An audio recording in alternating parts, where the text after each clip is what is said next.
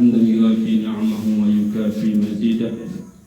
الحمد لله الذي جعلنا من أمة محمد صلى الله عليه وسلم. أشهد أن لا إله إلا الله وحده لا شريك له، وأشهد أن محمدا عبده ورسوله لا نبي بعده، وأشهد أن محمدا عبده ورسوله لا نبي بعده، وأشهد أن محمدا عبده ورسوله لا نبي بعده. اللهم صل وسلم وبارك على سيدنا محمد وعلى آله وأصحابه أجمعين. رب اشرح لي صدري ويسر لي أمري واحلل عقدة من لساني يفقهوا قولي.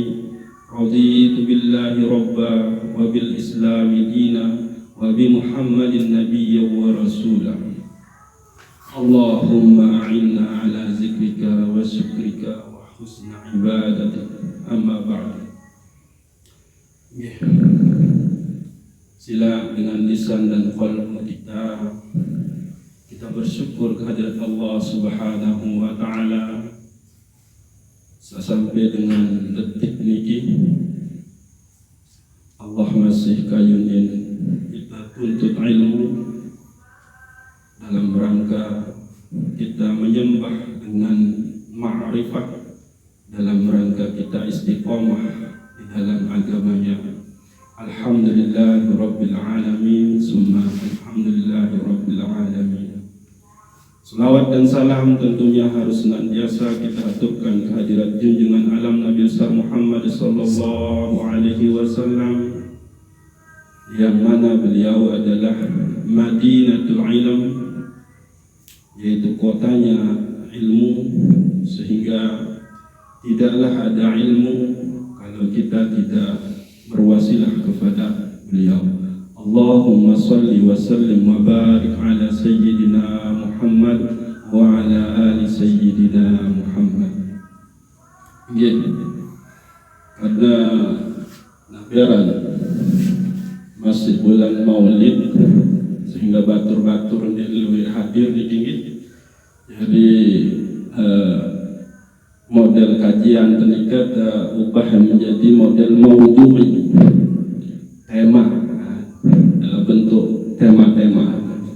Insyaallah lama selesai penafiaran bulan Maulid ini, kelanjutan balik kaji-kaji kitab, terutama kitab Al-Hikam, Hidayatul Talibin, Sirrul Asrar, Al-Gunya, Fathul Ghaibiyah, Ihya Ulumuddin, dan selain-lain juga. Nah, untuk semakin ini kita akan coba bahas satu hadis qudsi yang niki sangatlah penting bagi kita, dan kita ternyata telah terlalu lalai di dalam menghayati niki. Allah Subhanahu wa taala di setiap waktu niki sebetulnya telah memperingati kita untuk senantiasa hadir ke hadapannya, untuk senantiasa mengingatnya, menyebutnya di dalam lisan kita, di dalam qalbu kita. Nah, sehingga Allah Subhanahu wa taala di dalam hadis qudsi yang diriwayatkan oleh Abu Hurairah, An Abi Hurairah radhiyallahu anhu qala Rasulullah sallallahu alaihi wasallam qala Allah ta'ala yasubbu banu Adam ad-dahra wa ana ad-dahru biyadi lailu wan nahar. Allah Subhanahu wa taala di dalam hadis qudsi ini kan menyatakan bahwa ana ad-dahru, akulah pemilik waktu. Ini yang buatan atur nikah, kita telah terlalu lalai, ghaflah di dalam menghayati waktu niki. Kita mungkin belum terlalu banyak memberikan waktu bagi ruh kita, bagi qalbu kita untuk berzikir, untuk menyembahnya, untuk menyebutnya. Tapi ternyata Allah Subhanahu wa Ta'ala senantiasa memanggil kita di dalam waktu, sehingga ana ad-dahru, akulah pemilik waktu. Di lain hal, ada ulama yang langsung mengartikan ana ad-dahru ini adalah akulah sang waktu. Nah, lagu itu adik tende penapiaran dan terlalu jauh melangkah karena ilmu itu masih kurang deh. Kita pakailah memaknai ana ad-dahru ini adalah akulah pemilik waktu, akulah yang menjadikan waktu. Nah, teman bani maknai kena akulah sang waktu. Jika memang ilmu para kibarul ulama, kibarul awliya. Nah, ternyata yasubbu banu Adam ad-dahra. Jadi anak keturunan Adam itu ternyata memang selalu dia mengeluh, bahkan menyalahi yang namanya waktu. Padahal waktu itu kalau kita hayati, disitulah Allah Subhanahu wa Ta'ala memberikan perannya sebagai khaliq untuk kita menghadap kepada Allah Subhanahu wa Ta'ala. Sehingga Allah Subhanahu wa Ta'ala di situ menegaskan wa ana ad-dahru, akulah sang pemilik waktu itu. Biyadi lailu wan nahar, di tangankulah malam dan siang. Nah, ini kita. Oleh iman, ya di sini kalau secara lugawiyah itu bermakna tangan, yaitu. Tapi supaya kita tidak terjebak kepada penyamaan Allah dengan makhluk, maka yad di situ kita maknai sebagai kekuasaan. Allah lah yang menguasai, di dalam kekuasaan Allah nikelah lail dan nahar, malam dan siang. Coba bangkit. Kiasan si ima oleh dikit, oleh diri kita. Coba. Selaku bau jangkau si ima dikit, dengar bau jangkau, berarti di tanganlah kekuasaan itu. Coba. Iya. Coba. Dembe bau dang si jangkau ya sedikit. Berarti sesuatu yang bisa dijangkau, maka itu dikiaskan dengan makna kekuasaan.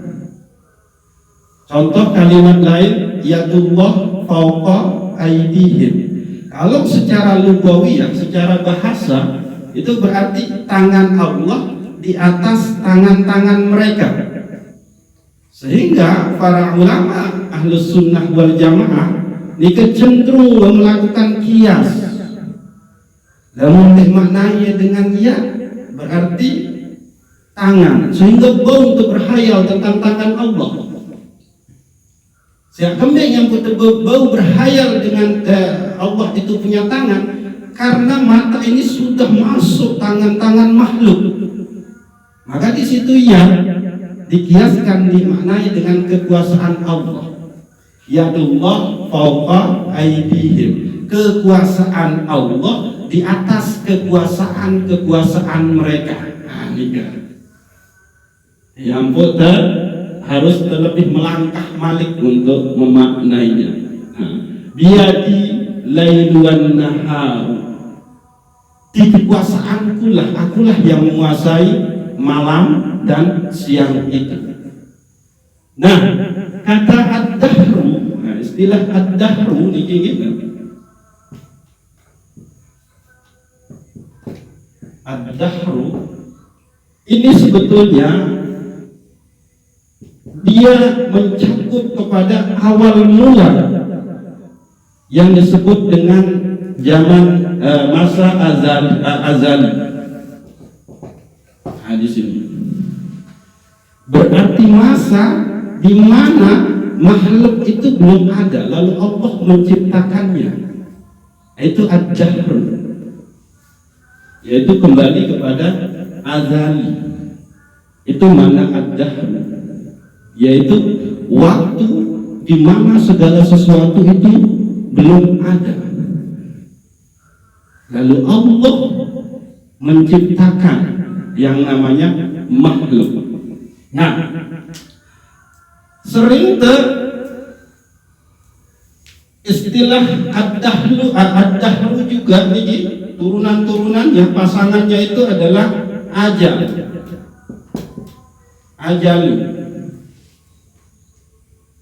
Kullu ummatun ajalun.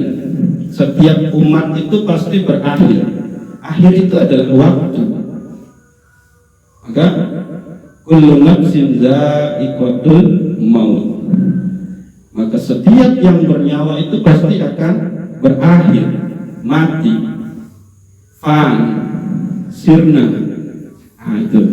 Jadi yang kedua, ad-dahru, ada yang disebut dengan ajal, waktu kematian. Ini adalah waktu. Maka sebetulnya Allah mengatakan bahwa engkau akan berakhir. Kalau engkau diciptakan, maka engkau akan berakhir ajal. Maka ingatlah itu. Maka pahamilah itu. Kalau Anda sudah paham, kalau Anda sudah menghayatinya, maka bergegaslah untuk menghadapi. Nah, ini kisah kedua. Kisah kedua, ada yang disebut dengan al-asr, waktu masa. Agus cenderung termaknai ini dengan waktu asar. Sebetul makna masa, demi masa. Wal asr innal insana lafi khusr. Sesungguhnya manusia itu dalam keadaan rugi. Illal ladzina amanu wa 'amilus solihati wa tawassaw bil haqqi wa tawassaw bis sabri. Yang tidak rugi itu adalah dia yang beriman dan beramal soleh, dan yang saling menasehati di dalam kebenaran dan kesabaran. Jadi di sini Allah itu memberitahukan kita, hamba, ingat-ingat, aku ini bersumpah demi masa bahwa sesungguhnya kalian itu dalam keadaan rugi. Lalu ada yang rugi kecuali illal ladzina amanu, beriman, kecuali orang-orang yang beriman. Terus yang kedua adalah illal ladzina amanu wa 'amilus sholihat, yaitu perbuatan baik, soleh, islah, itu arti mendatangkan kebaikan. Nah, bukan sayyiat, bukan al-fasad, bukan dia mendatangkan kerusakan. Nah, lalu adalah wa tawassaw bil haqqi wa tawassaw bis sabri, yaitu orang-orang yang senantiasa saling menasehati di dalam kebenaran dan kesabaran. Nah, sehingga ialah oleh terbaik semboyan muzakarah teniki, majelis talqin qalbun teniki adalah kita saling wa tawassaw bil haqqi wa tawassaw bis sabri. Sehingga oleh awal yang terkenin diarak guru, diarak murid, diarak dengan berilmu, diarak dengan berilmu, lalu posisi itu adalah pada. Bahkan kuntu jahilun minkum, yang ini lebih bodoh ketimbang sida pada. Ini posisi. Lalu karena dia yang lebih bodoh, lebih jahil, maka disinilah kita akan saling memperingati atau saling menasihati. Nah, ini al-asr. Kita temukan lagi ad-duha. Duha. Waktu jelur. Dari awal waktu Allah sudah memperingatkan kita, wadduha wal laili idza saja, dan malam yang akan segera sunyi. Nah, itulah. Jadi Allah selalu memperingati kita. Nah, setelah itu ada yang disebut dengan waktu.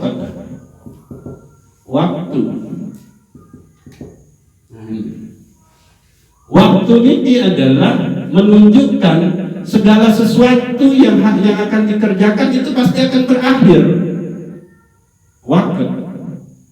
Itu sebabnya ibadah yang 5 waktu kita itu dibatasi dengan waktu.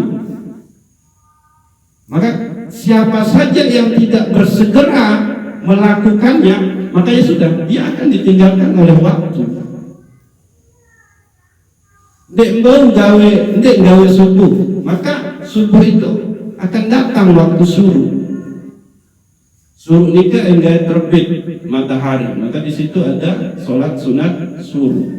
Setelah itu muncul matahari, terbit matahari, maka di situ waktu kita duha.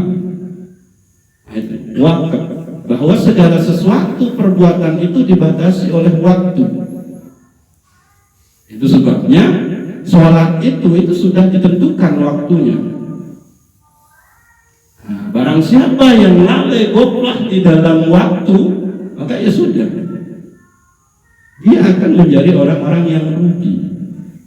Lupa bahwa di dalam siklus waktu nikah, di dalam pergerakan waktu nikah, ada Allah yang senantiasa untuk kita puja dan puji. Ada Allah yang senantiasa untuk kita sembah. Ini waktu, al-waktu. Lalu banyak sekali luwih aluk saat barang-barang ad-dahru nikah, masa di dalam rahim. Coba kita kepingin selalu di dalam rahim ibu kita, karena emang disitulah tempat yang paling nyaman. Makanan tetu-tetun, makanan minuman tetu-tetun, tersari tetu-tetu harus bergizi. Nggak boleh dengan telat, ingat ya, keluaran sah nggak rahim. Tapi karena waktu itu adalah miliknya Allah, maka tidak bisa, maka kita keluar. Waktu bayi, waktu kita menjadi bayi. Setelah bayi kita waktu kanak.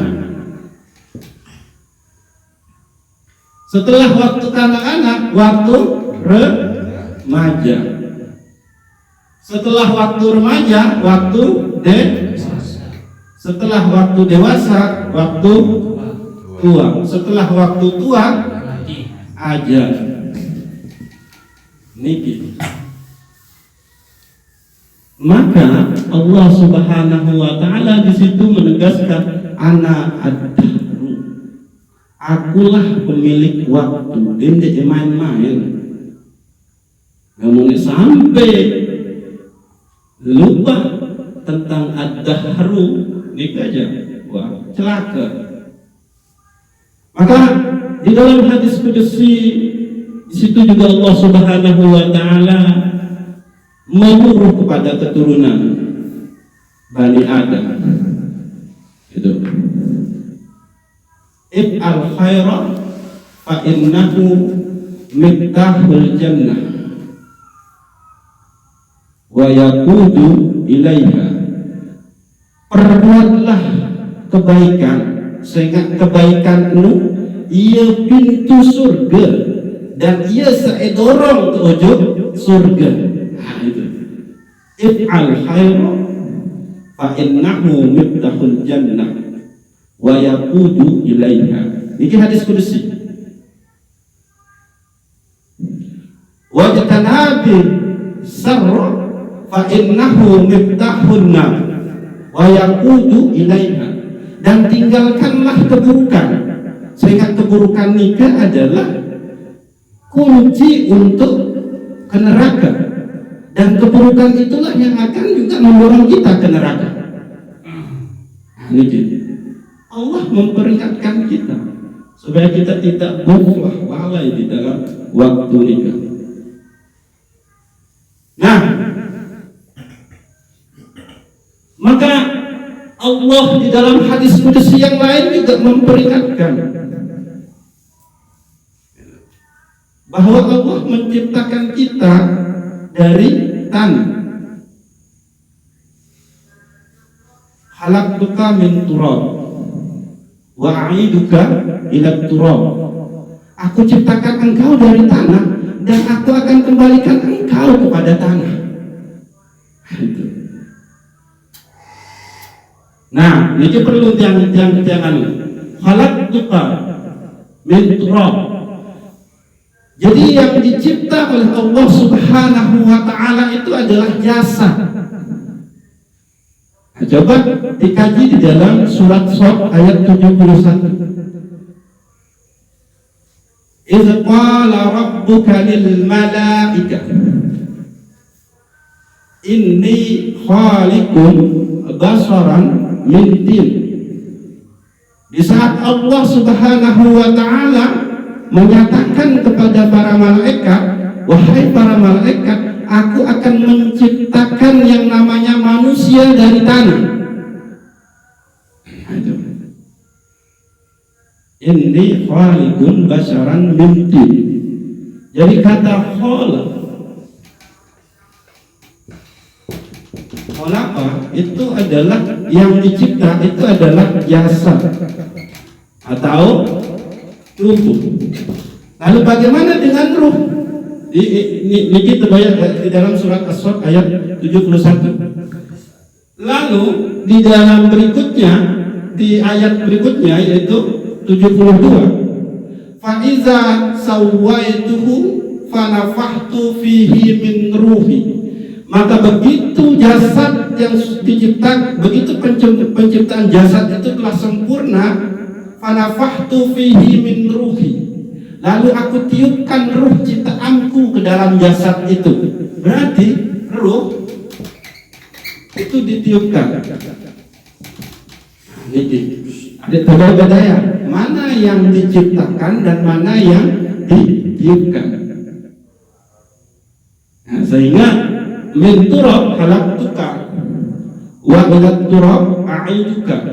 Ini hadis qudsi gitu.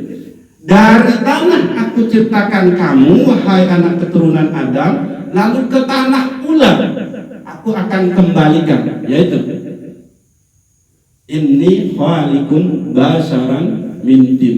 Surat Shad ayat 71.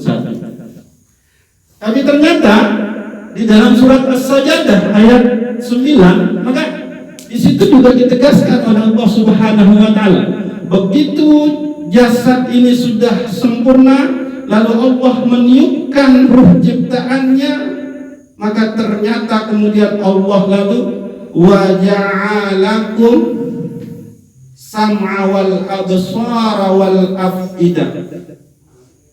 Lalu Allah Subhanahu wa taala menjadikan pendengaran, penglihatan, lalu afidah, qalbu, fuad.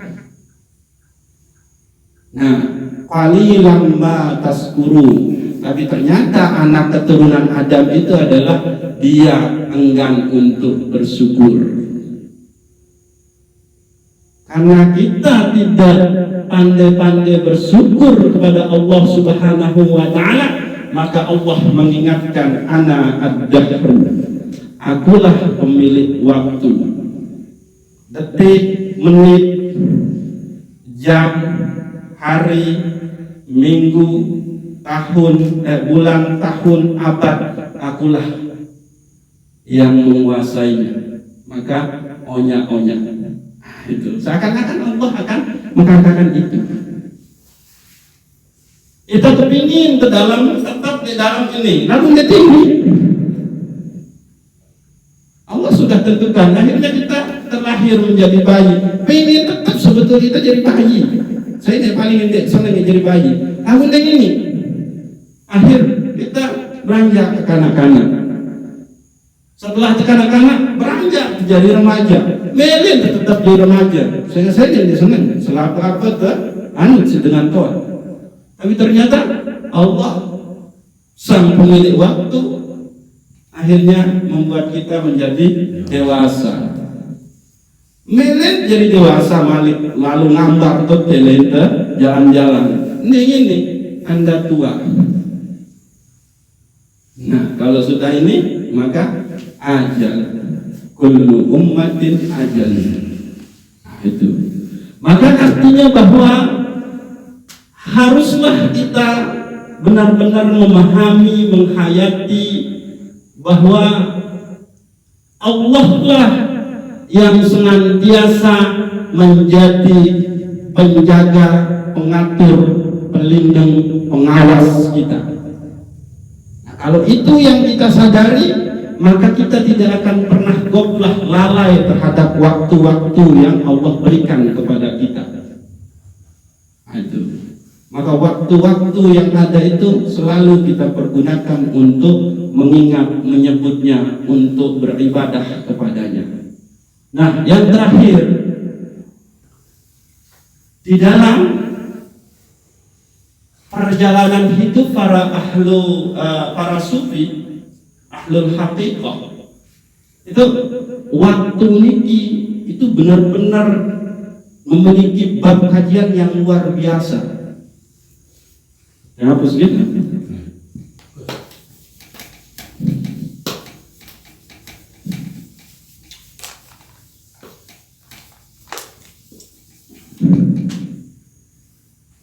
Kalau para sufi itu, keadaan para sufi di dalam waktu ada yang disebut dengan ashabu as-sabiqu. As-sabiqu.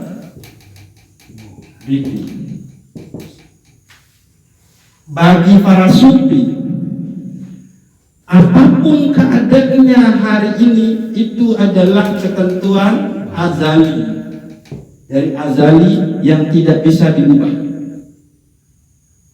Maka keadaan sufi yang senantiasa beribadah itu dianggapnya anugerah dari Allah Subhanahu wa Ta'ala yang sudah ditentukan secara azali. Maka dalam setiap hembusan nafasnya ia hanya beribadah. Karena ini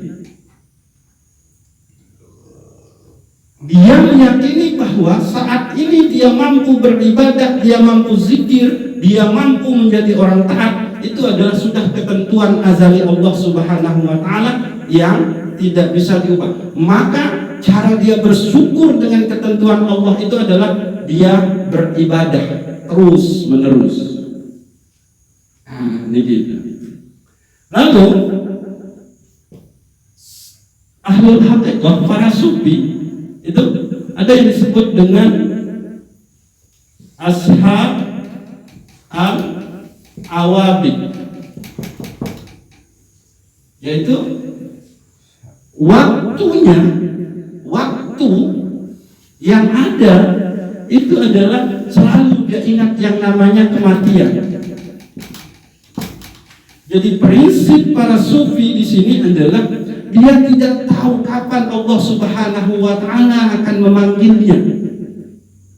Maka dia tidak mau terjebak di dalam kelalaian untuk menyembahnya, untuk beribadah kepadanya. Karena ini yang ada di dalam dirinya itu adalah bayangan tentang kematian yang ia tidak tahu kapan Allah akan memanggilnya. Yang dia khawatirkan itu adalah pada saat dia dalam keadaan lalai tidak beribadah kepada Allah, lalu di situ Allah memanggilnya, itu yang ia takutkan. Maka terus dia melakukan yang namanya beribadah, dibayang-bayangi oleh waktu kematian. Lalu saat kedua adalah ada yang disebut dengan Nabi ashab al-waqt. Kaum sufi yang ketiga ini adalah waktu itu adalah apa yang emang dia jalani hari itu bersama Allah.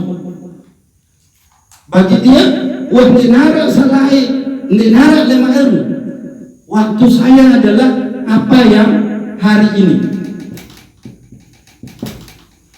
Dia tidak tahu apakah para biang-biang masih mau nikmati atau masih mau irup, dia tidak tahu. Maka waktu saya adalah waktu hembusan nafas saya. Jadi golongan sakatelu niki adalah waktu itu dilihat dari hembusan nafasnya. Sehingga tiadalah seorang sufi itu hembusan nafasnya senantiasa menyebut Allah Subhanahu wa ta'ala. Nah, sakatelun adalah ashab al-haq. Nah, ini gitu. Maka sudah tidak ada yang namanya ketentuan azali, sudah tidak ada yang namanya waktu kematian, sudah tidak ada yang namanya hari ini, tapi yang ada adalah Allah. Aduh. Di dalam dirinya ya cuma Allah, Allah, Allah, Allah, Allah.